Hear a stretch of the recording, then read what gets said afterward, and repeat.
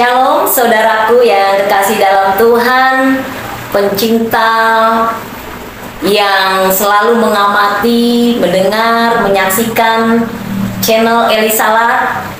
Apa kabarnya?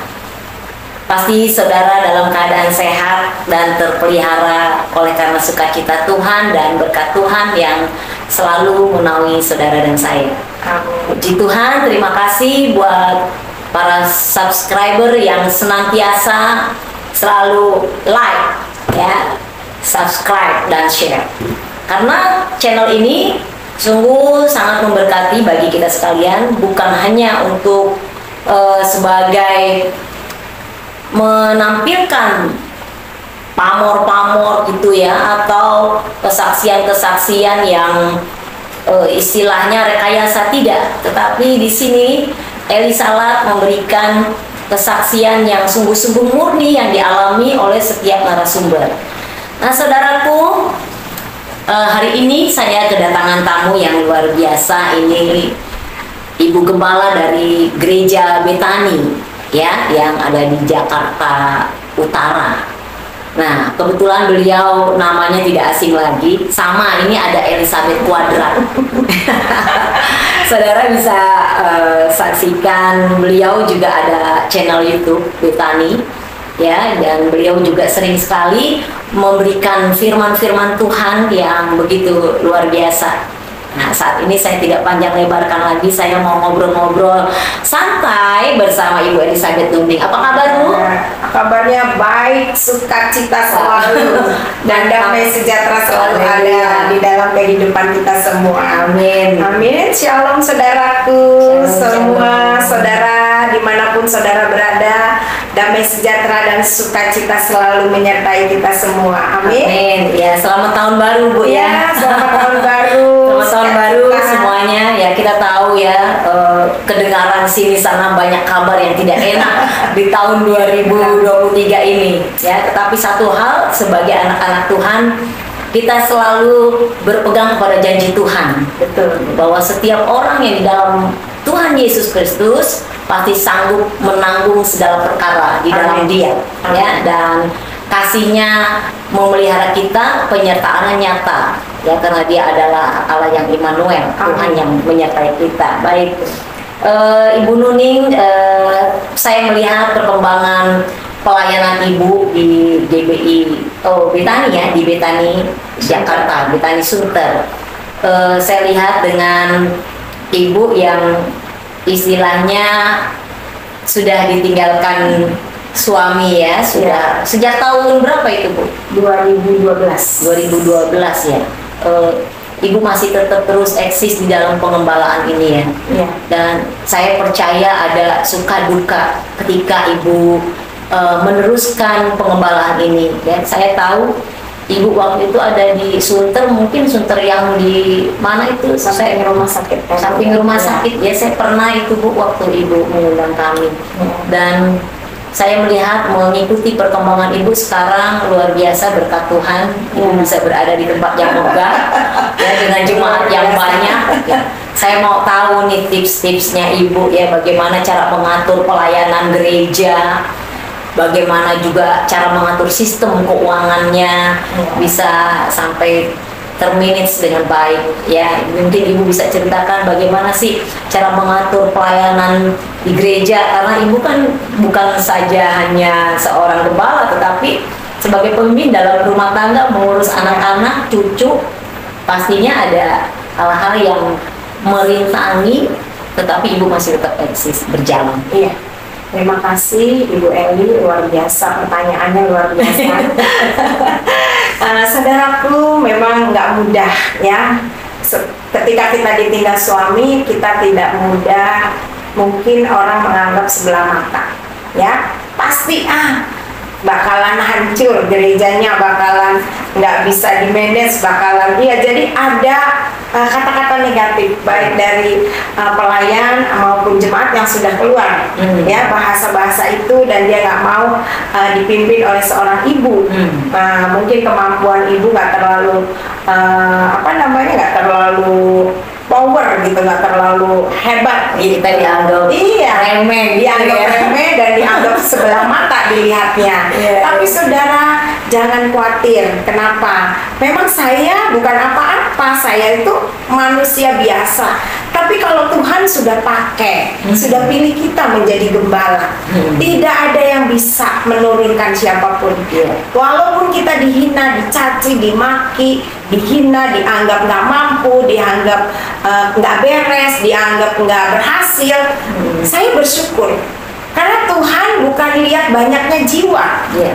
Tuhan lihat bagaimana kita tulus melayani Tuhan, kita sungguh-sungguh hidup di dalam kebenaran firman Tuhan, dan jemaat saya ajar, saya didik untuk mencintai firman Tuhan, untuk hidup di dalam kebenaran firman Tuhan. Kalau kita sudah hidup di dalam kebenaran firman Tuhan, kita menjadi orang benar, Bu. Benar. Kalau kita jadi orang benar, pasti kita berbuat baik. Iya. Tapi kalau kita baik, belum tentu kita benar. Iya. Apalagi di hadapan Tuhan. Itu standar kebenaran itu Iya. adalah standarnya Tuhan ya. Iya, Bu, ya? standarnya Tuhan. Jadi oleh sebab itu ketika kita jadi orang benar, lewat baca firman, lewat hidup di dalam kebenaran, lewat menjadi pelaku firman, lewat urapan Tuhan, yaitu urapan Roh Kudus. Kenapa saya sampai sekarang bisa menjadi gembala, bisa tetap eksis, bisa tetap memanage gereja? Karena saya minta urapan Tuhan, Bu. Saya nggak mampu. Betul. Sebetulnya saya nggak mampu sebagai manusia biasa. Aduh, apalagi nggak dianggap, diremehin, itu nggak mampu. Tapi ketika saya berdoa terus, Roh Kudus urapi aku, penuhi aku dengan Roh Kudus-Mu, beri aku kuasa untuk aku bisa memberitakan firman-Mu, beri aku kuasa untuk aku hidup kudus, beri aku kuasa untuk aku hidup menjadi pelaku firman, beri aku kuasa untuk aku hidup benar di hadapan Tuhan. Nah, itu yang selalu dalam doa saya minta seperti itu, dan saya kuduskan semua jemaat oleh kuasa darah Yesus. Jadi kata kuncinya, saya pertama-tama saya mengampuni dulu orang-orang yang sudah menghina-hina saya. Ya, mengampuni ya. Karena doa Bapak kami kan kita harus mengampuni, Iya, itu ya dia, kan? Bu. Jadi kalau saya nggak ngampuni, mungkin saya nggak seperti ini. Iya. Gitu. Mengampuni dan memberkati itu nggak gampang loh, Bu. Itu sangat berat sekali. Aduh, nggak gampang. Kadang-kala gini Bu, orang mengampuni hanya di bibir saja. Iya. Tapi hatinya itu dia tidak terlepas dari pengampunan yang sesungguhnya. Nah, saya pernah, Bu, ngalamin. Di mulut saya ngampuni, tapi di hati saya enggak. Iya. Itu doanya nggak enak, doanya pahit. Mentok. Mungkin doanya juga nggak diterima sama Tuhan. Tapi saya harus lakukan itu.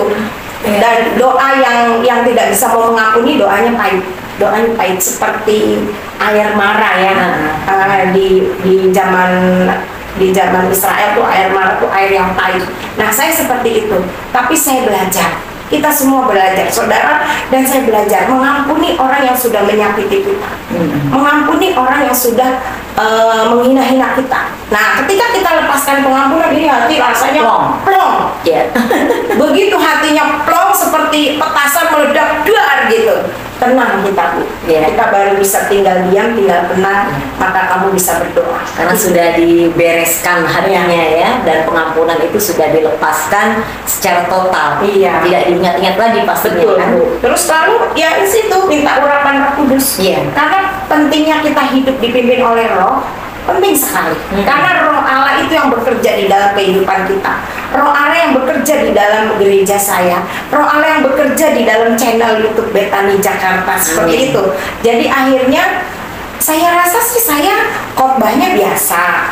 Terus saya mengajarnya juga biasa. Tapi menurut orang-orang yang mendengar luar biasa, karena bukan saya yang khotbah, tapi kuasa Roh Allah yang bekerja di dalam kehidupan saya saat berkhotbah. Jadinya banyak jiwa-jiwa diselamatkan. Amin, haleluya. Ya, banyak orang datang kepada Iya. Tuhan bukan dengan kekuatan kita, Iya. tapi bagaimana pertama hidup kita dengan Tuhan, hubungan pribadi dengan Tuhan, ya. Lalu di dalam pengembalaan itu juga tidak mudah, karena ini satu organisasi ya, yang notabene ya banyak sekali pendapat yang macam-macam ya, banyak si A pengen begini, si B pengen begini, dan kalau dilihat karena banyak kepala ribet ruwet, tapi saya melihat semuanya akhirnya tertata dengan rapi. Iya. Nah, bagaimana saudara kalau saudara ingin menyaksikan terus obrol-obrolan santai saya dengan Elizabeth Quadrat? Tunggu dulu, ada yang mau lewat. Amin.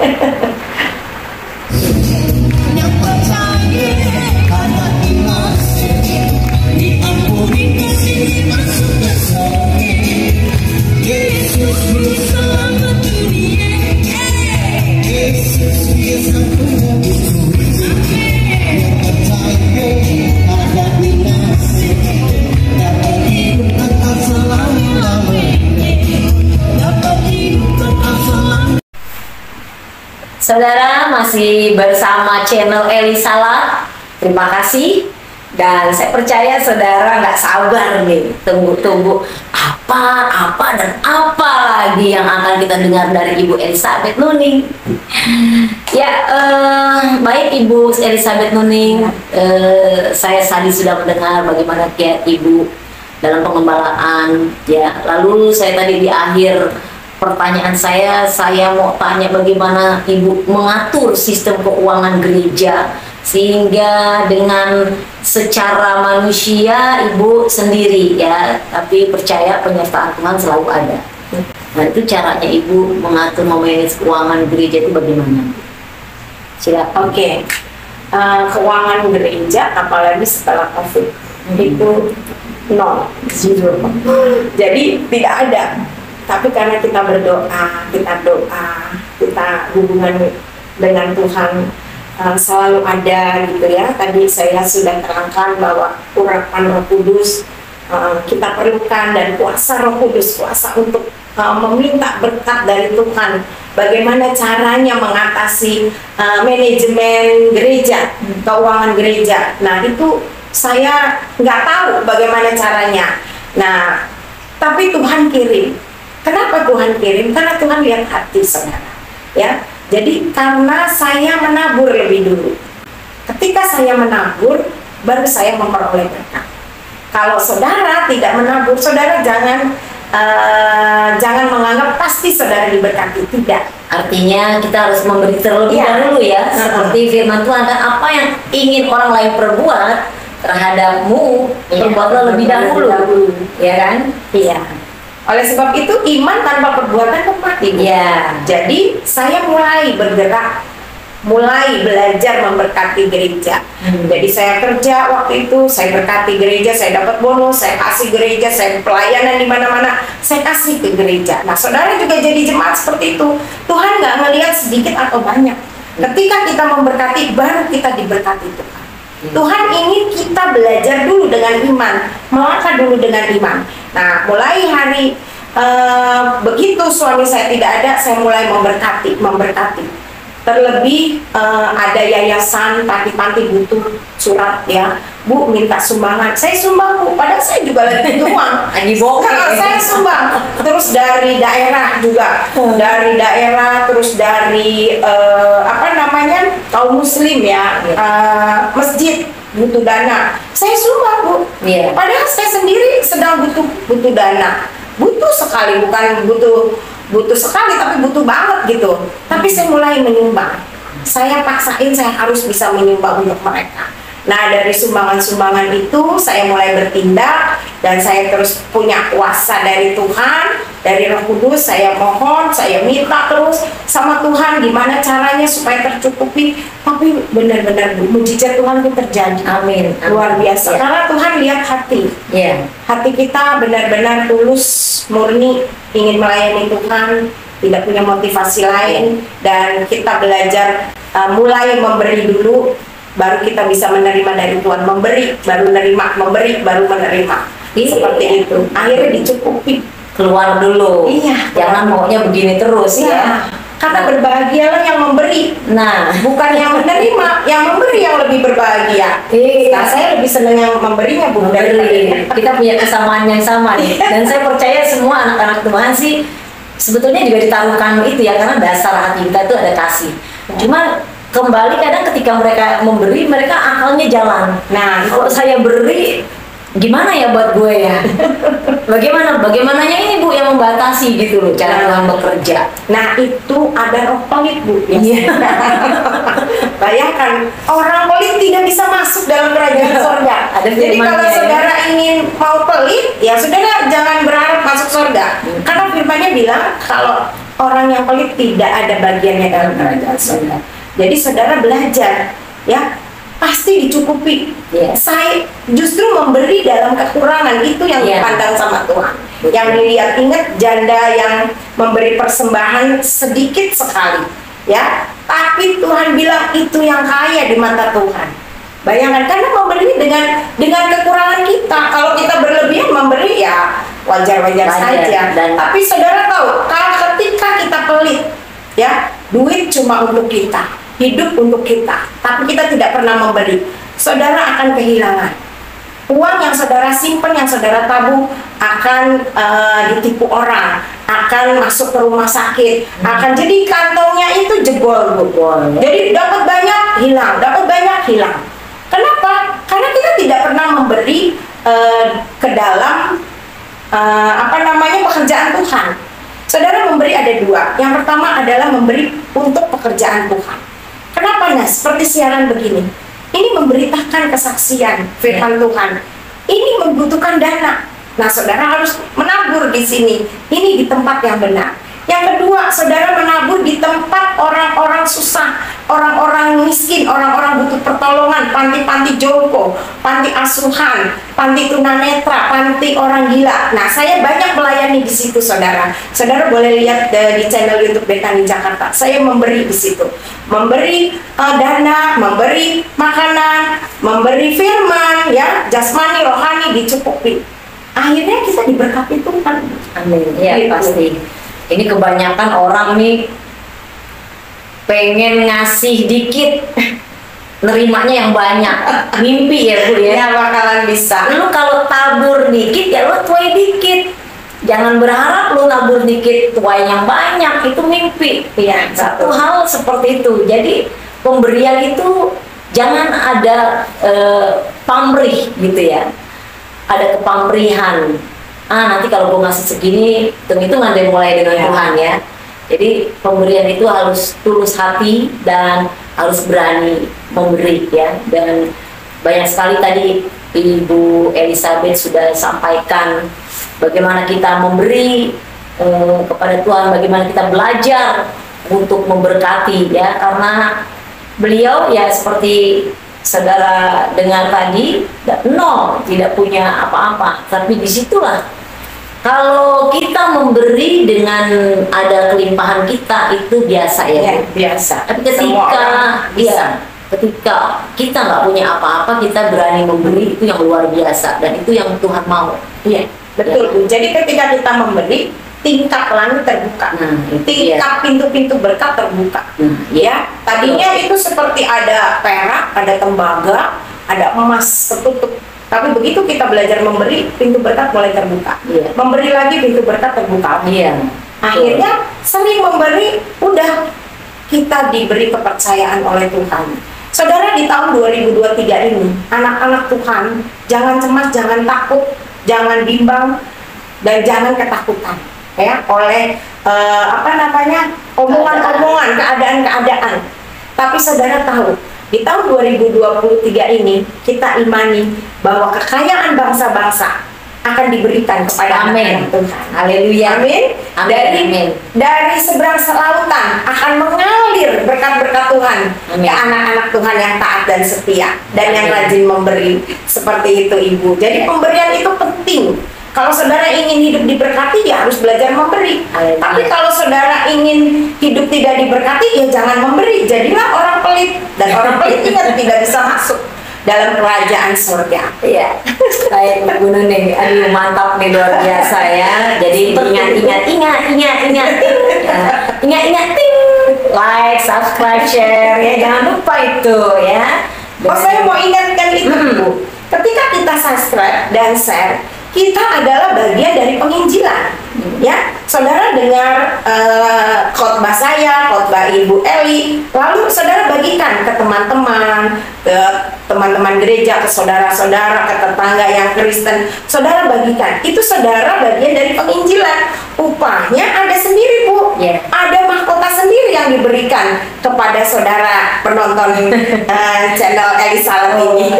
Amin, haleluya. Baik Ibu, yang terakhir nih Bu, saya kan salah satu pengikut subscribe Ibu ya, subscriber ya Ibu nih. Saya sering mengikuti khotbah-khotbah Ibu juga. Saya lihat ada beberapa yang konten di YouTube berbicara mengenai okultisme. Ini agak nyimpang sedikit nih Bu. Saya mau tanya, menurut pandangan Ibu, kalau dunia orang mati, orang yang sudah mati meninggalkan dunia ini, yang di dalam Tuhan Yesus ya khususnya, apakah rohnya itu bisa melihat keluarga yang ditinggalkan, misalnya keluarga yang ditinggalkan mengalami ya selisih atau apa gitu, apakah mereka melihat kejadian-kejadian yang ada di dunia itu? Oh, nggak bisa. Ya, saudara sudah lihat tentang orang kaya. Ingat, yang orang kaya dan orang miskin. Yang orang kaya ada di mana? Di neraka. Yang orang miskin, dia ada di surga. Tapi ada jurang pemisah. Oleh sebab itu, ketika kita meninggal, detik itu, menit itu rohnya sudah pindah. Sudah berbeda ya? Sudah berbeda. Ada di alam Firdaus atau alam Hades. Ada dua. Bagi orang yang percaya, dia menunggu di alam Hades. Bagi yang nggak percaya atau yang kurang percaya atau yang suam-suam kuku, nah itu bisa ada di Hades. Menunggu juga, sama-sama menunggu untuk kedatangan Tuhan. Di zaman Adam sampai saat ini kita akan diangkat setelah Yesus datang. Itu yang mati dulu dibangkitkan, lalu kita yang hidup punya tubuh kemuliaan, kita menyongsong Tuhan sama-sama. Jadi ketika kita meninggal, detik itu, menit itu, jam itu langsung dibawa oleh malaikat. Teng. Dan tidak bisa lihat, kita tidak bisa mendoakan dia, dia juga nggak bisa lihat kita. Alamnya sudah beda. Jadi kalau saudara ke kuburan doa-doain, nah itu nggak bisa. Kenapa? Yang datang malah iblis, setan yang menyerupai. Kan Tuhan bilang, biarlah orang mati menguburkan orang mati. Nah, kalian yang hidup ngurusin yang hidup nih. Kita masih berjuang, kata Paulus, kita masih berjuang terus sampai garis finish. Nah, mereka kayak Pak Jun, kayak suami saya, Pak Yosua Robert, itu udah enak ada di Firdaus sedang menunggu ya. Nah, saatnya nanti Tuhan Yesus datang, mereka dibangkitkan lebih dulu. Jadi seru banget nih Bu, mungkin nanti kita bisa bicarakan lagi ya tentang okultisme ya bersama Ibu Elizabeth Nuning ya, luar biasa, supaya kita nih terutama orang-orang Kristen jangan salah kaprah gitu ya. Ya berdoa di kuburan gitu, padahal Tuhan udah jelas-jelas berkata tidak ada lagi hubungan. Ya, biarlah orang mati menguruskan orang mati gitu. Yang hidup ya kita ini yang harus mengurusin. Apa sih yang pengurusannya? Ya pelayanan, ya jiwa dan sebagainya. Banyak sekali ketika kita masih ada di dunia ini yang Tuhan percayakan. Seperti saya dan Ibu Elizabeth Nuning dipercayakan Tuhan, selagi masih ada kesempatan, mari kita sama-sama bekerja di ladangnya Tuhan. Dan nomor satu, jangan saling sikut-sikutan ya. Tuhan tidak inginkan itu saudara ya.